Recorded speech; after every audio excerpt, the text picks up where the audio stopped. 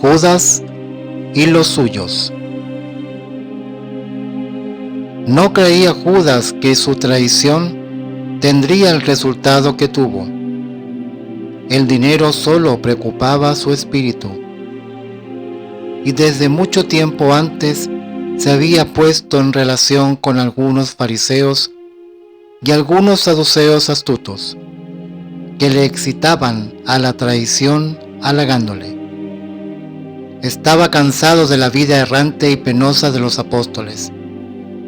En los últimos meses no había cesado de robar las limosnas que era depositario, y su avaricia, excitada por la liberalidad de Magdalena, cuando derramó los perfumes sobre Jesús, lo llevó al último de sus crímenes. Había esperado siempre en un reino temporal de Jesús, y en él un empleo brillante y lucrativo. Se acercaba más y más cada día a sus agentes, que le acariciaban y le decían de un modo positivo que en todo caso pronto acabarían con Jesús. Se cebó cada día más en estos pensamientos criminales, y en los últimos días había multiplicado sus viajes para decidir a los príncipes de los sacerdotes a obrar. Estos no querían todavía comenzar y lo trataron con desprecio. Decían que faltaba poco tiempo antes de la fiesta y que esto causaría desorden y tumulto. El Sanedrín solo prestó alguna atención a las proposiciones de Judas. Después de la recepción sacrílega del sacramento, Satanás se apoderó de él y salió a concluir su crimen. Buscó primero a los negociadores que le habían lisonjeado hasta entonces y que le acogieron con fingida amistad. Vinieron después otros, entre los cuales estaban Caifás y Anás. Este último le habló en tono altanero y burlesco. Andaban irresolutos y no estaban seguros del éxito, porque no se fiaban de Judas. Cada uno presentaba una opinión diferente y antes de todo preguntaron a Judas: ¿podremos tomarlo? ¿No tiene hombres armados con él? Y el traidor respondió: no, está solo con sus 11 discípulos. Él está abatido, y los 11 son hombres cobardes. Les dijo que era menester tomar a Jesús ahora o nunca, que otra vez no podría entregarlo, que no volvería más a su lado, que hacía algunos días que los otros discípulos de Jesús comenzaban a sospechar de él. Les dijo también que si ahora no tomaban a Jesús, se escaparía y volvería con un ejército de sus partidarios para ser proclamado rey. Estas amenazas de Judas produjeron su efecto. Fueron de su modo de pensar, y recibió el precio de su traición, las 30 monedas.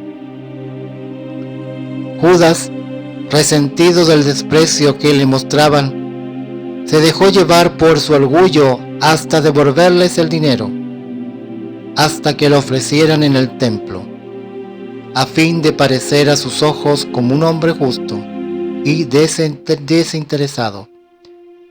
Pero no quisieron, porque era el precio de la sangre que no podía ofrecerse en el templo. Judas vio cuánto le despreciaban y concibió un profundo resentimiento.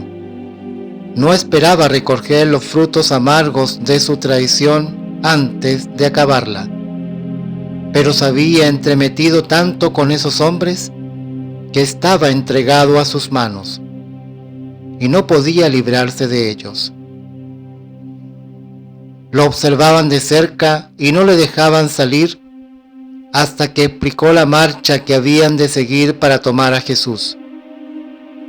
Cuando todo estuvo preparado y reunido el suficiente número de soldados, Judas corrió al cenáculo, acompañado de un servidor de los fariseos, para avisarles si estaba allí todavía. Judas volvió diciendo que Jesús no estaba en el cenáculo, pero que debía estar ciertamente en el monte de los Olivos, en el sitio donde tenía costumbre de orar. Pidió que enviaran con él una pequeña partida de soldados, y por medio de que los discípulos que estaban alertas no se alarmasen y excitasen una sedición. El traidor les dijo también: tuviesen cuidado de no dejarlo escapar, porque con medios misteriosos se había desaparecido muchas veces en el monte, volviéndose invisible a los que le acompañaban. Les aconsejó que lo atasen con una cadena y que usaran ciertos medios mágicos para impedir que la rompiera. Los judíos recibieron estos avisos con desprecio y le dijeron: si lo llegamos a tomar, no se escapará. Judas tomó sus medidas con los que debían acompañar y besar y saludar a Jesús como amigo y discípulo. Entonces los soldados se presentarían y tomarían a Jesús.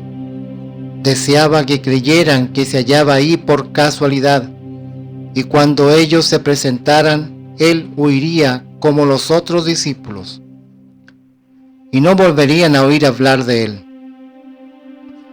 Pensaba también que habría algún tumulto, que los apóstoles se defenderían y que Jesús desaparecería, como hacía con frecuencia. Este pensamiento le venía cuando se sentía mortificado por el desprecio de los enemigos de Jesús, pero no se arrepentía, porque se había entregado enteramente a Satanás. Los soldados tenían orden de vigilar a Judas y de no dejarlo hasta que tomaran a Jesús, porque había recibido su recompensa, y temían que escapase con el dinero. La tropa escogida para acompañar a Judas se componía de 20 soldados de la guardia del templo y de los que estaban a las órdenes de Anás y de Caifás. Judas marchó con los 20 soldados, pero fue seguido a cierta distancia de 4 alguaciles de la última clase, que llevaban cordeles y cadenas.